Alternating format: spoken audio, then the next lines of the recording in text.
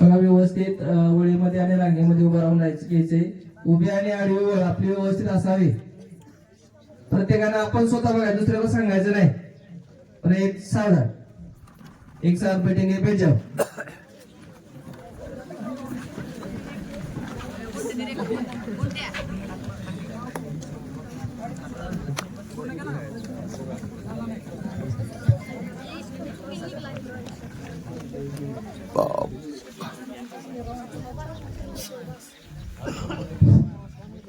तर या ठिकाणी रोटरी क्लब ऑफ वाल्हेकरवाडी व जगदाळे कोचिंग क्लासेस या दोन्हीच्या संयुक्त विद्यमाने या ठिकाणी मोफत नोट्स वाटपाचा कार्यक्रम या ठिकाणी संपन्न होतोय.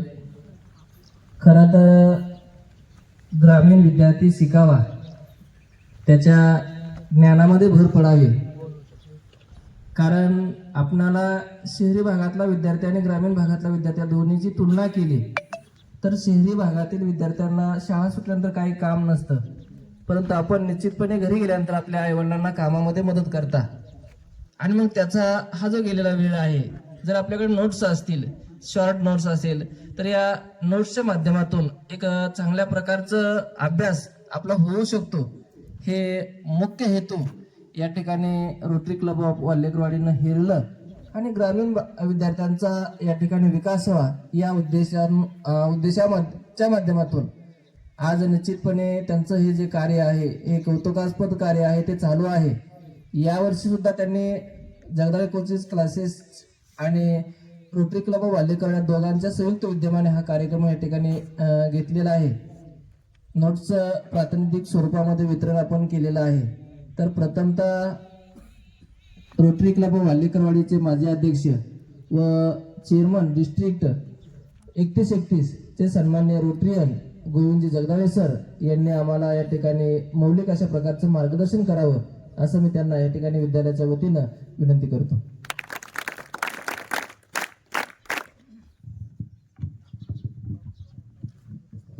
रामकृष्ण हरी. आदरणीय व्यासपीठ, संजय मामा माध्यमिक विद्यालयाच्या मुख्याध्यापिका, सर्व शिक्षक वृंद, संजय मामा माध्यमिक विद्यालय कुर्डवाडीचे माझे गुरु आतकर सर, त्याचबरोबर बाकी सर्व सन्माननीय शिक्षकेतर वर्ग आणि आमच्याबरोबर मला वाटतं गेल्या कार्यक्रमापासून नेहमीच आमचं चित्रीकरण करणारे आमचे मार्गदर्शक गोसेवक परमेश्वर तळेकर सरजी आणि इयत्ता 5वी ते 10वीचे सर्व विद्यार्थी. 10वीचे विद्यार्थी कोण कोण आहे हात वरती करा जरा. छान. परीक्षा किती दिवस राहिली आता? फायनल एक्झामची डेट तर आपल्याला माहिती आहे ना, किती तारीख आहे? 20 फेब्रुवारी. आणि आज तारीख किती आहे? 17 जानेवारी. किती दिवस राहिले मग? 1 महिना. आता 1 महिन्यामध्ये आपण या 10वीची तयारी कशी करायची? मला वाटतं कदाचित तुमची प्रिलियम सराव परीक्षा झाली असेल किंवा होणार असेल आणि या परीक्षेमध्ये मला वाटतं बऱ्यापैकी प्रिलियम परीक्षेमध्ये तुम्हाला अंदाज येतो की आपला अभ्यास किती झालाय आणि अजून काय करायचंय. तर त्याच्यासाठी तुम्हाला या नोट्स ज्या दिलेल्या आहेत त्या नोट्स मध्ये प्रत्येक प्रश्न, त्याचं उत्तर आणि त्या प्रश्नाच्या पुढे मार्क्स नोट केलेत आपण. म्हणजे 2 मार्काचे प्रश्न किती, 4 मार्काचे प्रश्न किती, 3 मार्काचे प्रश्न किती, आणि हे मार्किंग सर्व विषयांच्या प्रश्नांसाठी केलेलं आहे.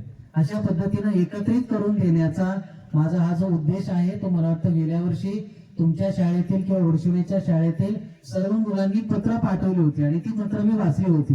म्हणून मला असं वाटलं की आपण जे काही देतोय ते विद्यार्थ्यांपर्यंत पोहोचतंय. मगाशीच सरांनी उल्लेख केला की शहरी भागातील विद्यार्थी आणि ग्रामीण भागातील, पण मला वाटतं आता शिक्षण थोडंसं जर सोडलं तर ग्रामीण भागामध्ये सुद्धा सगळ्या गोष्टी मिळत आहेत. फक्त त्या आता कोणी घ्यायच्या, काही घ्यायच्या, काही नाही घ्यायचं याच्यावरती सर्व विद्यार्थ्यांनी कंट्रोल करायचं आहे. कारण आता पहिलं आपल्या गावाकडं किराणा दुकान होतं किंवा कपड्याचं दुकान होतं. आपण काय करायचं रे, कपडे आणायला जायचं म्हटलं तर कपड्याच्या दुकानात जायचं. परत काही साखर आणायची म्हटलं तर आज आम्ही पुण्यात आहे ना एकाच दुकानात जातो, त्याला मॉल म्हणतात, आणि तिथं सगळं काही मिळतंय. आणि त्यातली खरी गंमत तुम्हाला सांगतो, आम्ही तिथं आणायला गेल्यावर मला वाटतं शिक्षकांना अनुभव असेल जे आणायचं ते सोडून घेतो आणि दुसरंच घरी घेऊन येतो आणि परत लक्षात येत अरे एवढं एवढं बिल झालं. मला वाटतं बाळांनो तुमच्या आयुष्यात आता तसंच होत आहे. सध्याचं हे युग आहे, या युगामध्ये आपल्याला या वयात जे काही पाहिजे ते न घेता आपण इतर गोष्टी घेतो आणि काही दिवसानंतर पश्चाताप होतो किंवा मी शिकला असतो तर बरं झालं असतं वगैरे वगैरे. ते होऊ नये म्हणून हा आपण अट्टहास करतोय. आणि तुम्हाला माहिती आहे की तुम्ही 6 विषयाची परीक्षा देताय. प्रत्येक विषय किती मार्काचा आहे? 100 मार्काचा आहे, लेखी प्लस तोंडी. म्हणजे तुम्ही किती मार्कांची परीक्षा देत आहात?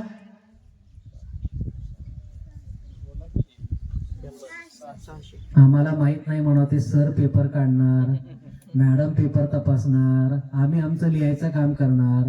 कारण संस्कृत मध्ये एक म्हण आहे, कर्मण्येवाधिकारस्ते मा फलेषु कदाचन. आम्ही आपलं कर्म करतोय, असं करून सुद्धा चालणार नाही. 600 मार्काचा पेपर द्यायचा आहे तुम्हाला टोटल, आणि त्या 600 पैकी 600 मिळवायचे. स्वप्न मोठं ठेवायचं, जे काय पडतील ते पडतील. परंतु या नोट्स मध्ये मी जे टोटल आहे ते 2600 मार्काच्या नोट्स तुम्हाला दिले. सगळ्यांनी जर त्या नजरेखालून गेल्या तर मला वाटतं की तुम्हाला 10 ते 30% मार्क मध्ये फरक पडू शकतो. डिपेंड्स आहे की तुम्ही त्यामध्ये किती बघता. मला वाटतं की गणित जर भाग सोडला तर सगळे विषयाच्या नोट तुम्ही डोळ्याखालून घालू शकता. गणितामध्ये पण जी सोपी गणित आहे ते करू नका, अवघड गणित सोडवा, तुमचं उत्तर क्रॉस चेक करा आणि तुम्हाला परीक्षेमध्ये त्याचा नक्कीच फायदा होणार आहे. आता थोडक्यात तुम्हाला सांगायचं झालं दादांनो, तर शिक्षण हे सगळ्यात महत्वाचं आहे. शिक्षण हे वाघिणीचं दूध आहे. आतापर्यंत तुम्हाला खूप जणांनी हे सांगितलं असेल आणि हे खरं आहे. शिक्षणाशिवाय आपली ओळख निर्माण होऊ शकत नाही. आणि एक लक्षात घ्या, आता जे अवघड वाटतंय ना त्यालाच ऍक्सेप्ट करायचं, कारण काही दिवसांनी ते अवघडच तुमची काय होणार आहे, ओळख होणार आहे. आजपर्यंत अभ्यास करा, IAS अधिकारी असतील, IPS अधिकारी असतील किंवा उच्च ठिकाणी कुठल्याही पदावरचे अधिकारी, हे सुरुवातीला कष्टातच त्यांचं जीवन गेलंय. आणि मला तर वाटतं की तुम्ही एवढे नशीबवान आहात की तुमच्याकडे सगळ्या सोयी उपलब्ध आहेत. मला वाटतं टोनपे सरांसारखे सचिव किंवा शिक्षक, सावंत मॅडम सारखे शिक्षक, मुख्याध्यापिका तुम्हाला मिळाले. हे लोक सतत प्रयत्न करतायत तुम्हाला कुठल्या ना कुठल्या पद्धतीनं ज्ञान कसं मिळेल. आणि तुमच्या नशिबानं आता रोटरी क्लब सारखे NGO तुमच्याकडे येत आहेत, तर त्याचा तुम्ही फायदा घ्यावा. आणि सर्वांनी एक गोष्ट लक्षात ठेवायची की आपण कमी कशातच नाहीये दादांनो. स्वतःला जर तुम्ही चांगलं समजला, स्वतःला जर स्वप्न मोठी ठेवली तर ती नक्कीच पूर्ण होतात. याचं मला वाटतं उदाहरण सध्या माझ्या गावातीलच एक विद्यार्थी डॉक्टर भगवंत पवार, तुम्ही ऐकून असाल. तो सुद्धा मराठी माध्यमातला वडशिवण्याच्या अजितदादा पवार माध्यमिक विद्यालयात शिकलेला विद्यार्थी आज देश पातळीवरील परीक्षा क्रॉस करतोय. आणि त्याच्याकडे जर जाऊन बघितलं तर तो वेगळा नाहीये, तुमच्यासारखाच आहे. फक्त त्याच्या डोक्यात इतर मोबाईल मधला युट्यूब गेला नाही किंवा इतर गोष्टी गेल्या नाही की ज्या तुम्हाला अट्रॅक्ट करतात. कारण हे वय तुमचं आता कसं आहे रे, तुम्हाला बाकीच्या गोष्टी पण खूप आवडतात आणि अभ्यास पण करायचा असतो. हे आपलं जे टीन एज आहे ना 19 पर्यंत, त्याच्यात गडबड हीच आहे. बाकीच्या गोष्टी कराव्याच्या वाटतात आणि अभ्यास नको वाटतं. पण जी मुलं बाकीच्या गोष्टींना कंट्रोल करतील आणि फक्त अभ्यासात लक्ष देतील ती नक्कीच पुढे जातील. त्यामुळे मला वाटतं की तुम्ही या नोट्सचा फायदा घ्या. किंवा याच्या नंतर मॅडम, मला मी मगाशी जे तास घेतला त्याच्यानुसार असं वाटायला लागलंय की 26 तारखेला जर तुम्ही मुलं बोलवली तर मी 10वीच्या मुलांचा 4 ते 5 तास क्लास घेईल. थोडी गरज आहे सर की ते जर घेतलं, तुम्ही त्या पद्धतीनं घेतलं तर मुलांचा अभ्यास होऊ शकतो. आणि मुलं बोलत नाहीयेत, मुलांनी खरं बोललं पाहिजे. मला हे येत नाही मॅडम, मला ते सांगा, सर मला हे सांगा. तुम्ही जर बोलला तर ते शिक्षकांना कळेल. कारण बऱ्याच वेळा शिक्षक, आता तुम्ही 10वीला आलाय या लेवलनी विचार करतात आणि ते शिकवत जातात. पण 10वी मध्ये येऊन सुद्धा मला सर हे येत नाहीये किंवा साइन कॉस टेन कळत नाहीये किंवा वयचे नियम माहित नाहीये, डिग्री काय हे कळत नाहीये. हे जर तुम्ही बोलला तरच तुम्हाला येणार आहे. आणि प्रिलियमचे मार्क तुम्हाला अलर्ट करतील, आता सांगतील की बाबा तुला अजून एवढा अभ्यास करायचा आहे. आणि लक्षात घ्या, 1 महिना म्हणजे सुद्धा काही कमी नाही. सध्या शाळा, जेवण, झोपणं एवढ्यालाच वेळ वाया घालवायचा नको. मित्र नको, टीव्ही, कुठले नातेवाईक नको. एवढ्यावर जरी भर दिला तरी मला असं वाटतं की तुमचे जे काही आताचं पर्सेंट आहे त्याच्यामध्ये 10% तरी मार्क्स वाढवू शकता. फक्त एक लक्षात घ्या, अभ्यास करत असताना ज्या वेळेला आपल्याला काही गोष्टी डिस्ट्रॅक्ट करतात त्यावेळेला आपण आपला प्रामाणिकपणा जपायचा आहे, आपल्या आईवडिलांचं कष्ट जपायचं आहे. कारण मला वाटतं आपले पालक बहुतांशी शेतकरी असतील, त्या वडिलांना शेतात कष्ट करताना काय त्रास असतो, पिकांना किती भाव मिळतो, लक्षात घ्या. कितीतरी शेतकरी अडचणी आल्यामुळं आत्महत्या करतात. आपले आई वडील त्यातले नाही आहेत, ते समृद्ध आहेत आणि आपल्याकडून त्यांच्या अपेक्षा आहेत. त्या अपेक्षा तुमच्या नक्की पूर्ण होऊ शकतात. कारण काही वर्षापूर्वी मी सुद्धा असाच होतो. माझाही पार्श्वभूमी शेतकरीच आहे, पण आपण खचायचं नाही. आणि प्रत्येक वेळेला काय करायचंय तुम्ही, की मला हे येणारच, मी हे करून दाखवणार, असं ज्या वेळेला तुम्ही म्हणाल त्यावेळेला तुम्हाला या सगळ्या गोष्टी येतील. कारण विज्ञान असेल, गणित असेल, मला सांगा बीजगणितामध्ये किती चॅप्टर आहेत रे एकूण? बीजगणितामध्ये 6, भूमितीमध्ये आता 6 चॅप्टर. किती दिवस असतात अभ्यासाला? 12 महिने. म्हणजे एका चॅप्टरला किती दिवस मिळतात? 2 महिने. 2 महिन्यात एक चॅप्टर जर प्रामाणिकपणे वाचला ना तर शब्द ना शब्द पाठ होईल. फक्त आपण प्रामाणिकपणे त्याला करत नाही. इंग्रजीमध्ये मी सांगू शकतो, इंग्रजीचं पुस्तक जरी वर्षभर हातात नाही घेतले तरी तुम्हाला 70 मार्क पडतील. मला सांगा, पुस्तकातून पाठ करून काही लिहायचंय का इंग्रजीमध्ये? काहीच नाहीये. पॅसेज समोर असतो, त्या पॅसेज वाचायचा, समजून घ्यायचा, त्याची उत्तरं लिहायची. आणि रायटिंग स्किल 5-5 मार्काचे प्रश्न आहेत, ते ग्रामर जरी केलं तरी तुम्हाला 70% मार्क मिळतात. सायन्स मध्ये पण तेच आहे. सध्या पाठांतराचे 2च विषय आहेत, सायन्स आणि अजून दुसरा पाठांतराचा विषय कोणता आहे? समाजशास्त्र, इतिहास भूगोल ना. बाकी हिंदीला पाठांतर नाही, इंग्रजीला पाठांतर नाही. म्हणजे मला वाटतं की सरकारनं विचार केलाय, जसा लाडक्या बहिणी केल्यात ना तसे लाडके विद्यार्थी करायचे. काही दिवसांना मला वाटतं ह्या सुद्धा गोष्टी काहीतरी कमी करतील. पण मला असं वाटतं की जेवढं अवघड आहे ना तेवढं तुम्ही जिद्दीनं करा आणि तेच तुमची ओळख होणार आहे, तेच तुम्हाला पुढे नेणार आहे. अभ्यास करणे ही गोष्ट अवघड नाही. फक्त 100% एफर्ट्स दिले की अभ्यास होतोच. काही विद्यार्थ्यांकडून मी टॉपर्सला भेटलो, त्यांना विचारलं ते अभ्यास कसे करतात. एकानं मला उत्तर दिलं, मी जर वाचायला सुरुवात केली तर तो टॉपिक संपेपर्यंत थांबत नाही. ही ऊर्जा तुम्ही लक्षात घ्यायची. आणि तुम्ही हुशार असं नाही. तुम्हाला मला वाटतं 10वीला ऊर्जा अक्षयतेचा नियम आहे का? ऊर्जा अक्षयतेचा नियम, ऊर्जा निर्माण करता येत नाही किंवा ते नष्टही करता येत नाही, फक्त तिचे एका प्रकारातून दुसऱ्या प्रकारात रूपांतर करता येते. ऊर्जा म्हणजेच आपल्याला ज्ञान घेण्याची ताकद. तुम्ही डह नाही किंवा तुम्ही हुशार पण नाही, तुमच्या तेवढी ताकद आहे, तुम्हाला फक्त कन्वर्ट करायचंय. बघा ना, एखादा चोर चोरी करतो, चोरी करणं हे सोपं काम आहे का रे? तुम्ही दाखवा बरं, मॅडमच्या ऑफिसमध्ये जायचं, त्यांच्या पर्समध्ये काहीतरी घेऊन या, चोरी करा, सोपं आहे का ते? मग त्याच्यासाठी सुद्धा हुशारी पाहिजे, पण ती हुशारी चांगली नाही. आपण आपली हुशारी कुठं वापरायची? अभ्यासात वापरायचे. आणि त्या पद्धतीनं केलं तर आपल्याला यश मिळू शकतं. किंवा पायथागोरसचा नियम आहे, गणितामधला विचार केला तर काय रे, कर्णाचा वर्ग बरोबर इतर 2 बाजूंचा वर्ग. म्हणजे त्रिकोण कधी तयार होतो? तिन्ही बाजूंची सांगड असली तर. तसं आपल्याकडे अभ्यास पण पाहिजे, मेहनत पण पाहिजे आणि त्याच्याबरोबर संस्कार पण पाहिजे. कारण संस्कार ही गोष्टच आपल्याला काय होणार आहे, पुढे आपली संस्कृती टिकून देणार आहे. तर या निमित्तानं मी पुन्हा तुम्हाला एकच सांगेल, नोट्सचा पान ना पान, शब्द ना शब्द तुम्ही काळजीपूर्वक वाचा. तुम्हाला खरंच त्या डाऊट जरी वाटला तरी मी पाठीमागच्या पानावर माझा फोन नंबर दिलाय, फोन करा मला. झूम मीटिंगवर आपण बोलू आणि तुम्हाला ती कन्सेप्ट मी क्लिअर करू शकतो, एवढी तुम्हाला खात्री देतो आणि थांबतो. रामकृष्ण हरी. आणि येणाऱ्या परीक्षेसाठी तुम्हाला खूप खूप शुभेच्छा. आणि मॅडमनी जर संधी दिली तर 10वीच्या मुलांना मला वाटतं मी खास त्यांचा लेक्चर घेण्यासाठी येईल. ते लेक्चर घेऊ आणि तुमच्या काही इंग्लिश ग्रामरच्या असतील किंवा अल्जेब्रा जॉमेट्रीच्या कन्सेप्ट आहेत ना त्या क्लिअर करून देता येतील. मला फक्त एका दिवसातले 5 ते 6 तास द्या, ते मी काम पूर्ण करेन. धन्यवाद.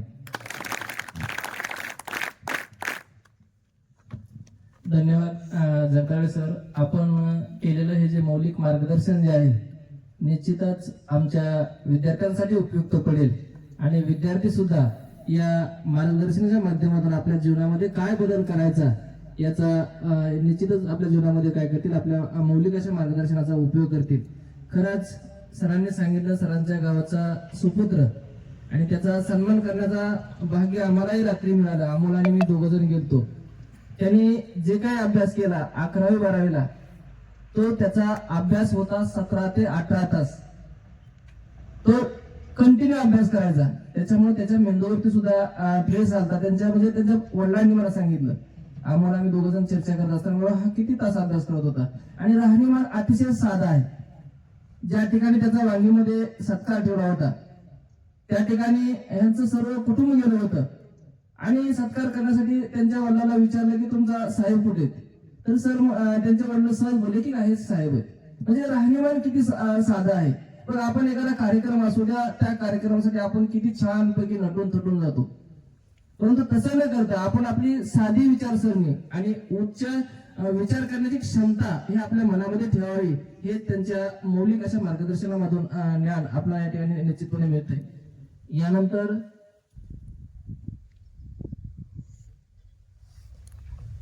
या ठिकाणी रोटरी आणि सन्मान्य भरतजी चव्हाण सर या ठिकाणी आपलं मौलिक अशा प्रकारचं मार्गदर्शन आमच्या विद्यार्थ्यांना करतील, त्यांनी ते करावं असं मी त्यांना या ठिकाणी विद्यालयाच्या वतीनं विनंती करतो.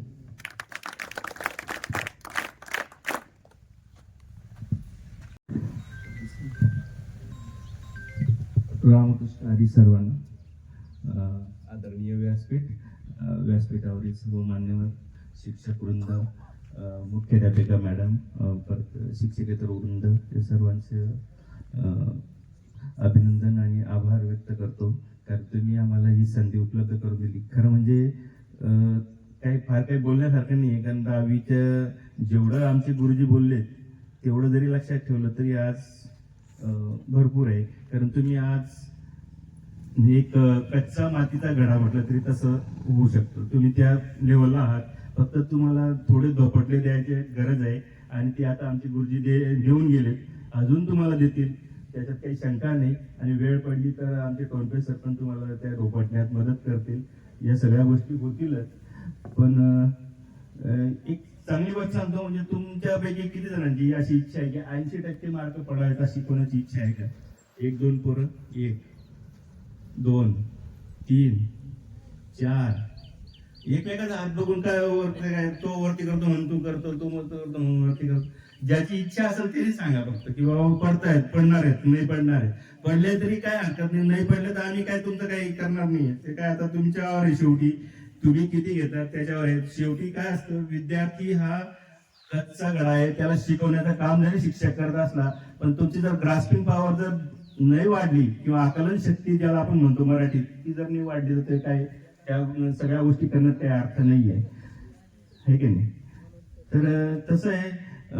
तसं तुमच्यापैकी किती जणांना अभ्यास करायचा कंटाळा येतो? वाव. अजून नाही, कंटाळा आला पाहिजे. कंटाळा जर नाही आला तर तुमच्या मग आयुष्यात त्या गोष्टीला महत्व नाही राहणार. म्हणजे कंटाळा येणं ही एक स्वाभाविक प्रक्रिया आहे. तुम्ही 4-6 तास किंवा 8 तास जर अभ्यास करत असाल आणि त्या गोष्टीचा तुम्हाला शारीरिक थकवा जाणवतो, बौद्धिक थकवा जाणवतो, या सगळ्या गोष्टीचा कंटाळा आला पाहिजे. आणि त्या कंटाळ्यातून वरती येऊन ह्या ज्या नोट्सचा जर वापर करून तुम्ही योग्य प्रकारे वापर केला आणि त्या नोट्स मधून, कारण हे ज्या नोट्स आहेत त्या काही साधारण नोट्स नाही, हे जगदाळे क्लासेस म्हणजे हे वडशिवण्याचं बाळकडू आहे. हे वडशिवण्याचं बाळकडू एवढं सोपं नाही. हे पुण्यात येऊन ते सगळं पुण्याला दुरुस्त करायच्या मार्गावर लागलेलं आहे. तेव्हा हे बाळकडू तुम्हाला आज सहज उपलब्ध होत आहे, याचा जरूर फायदा घ्या. एवढं बोलतो आणि थांबतो. धन्यवाद.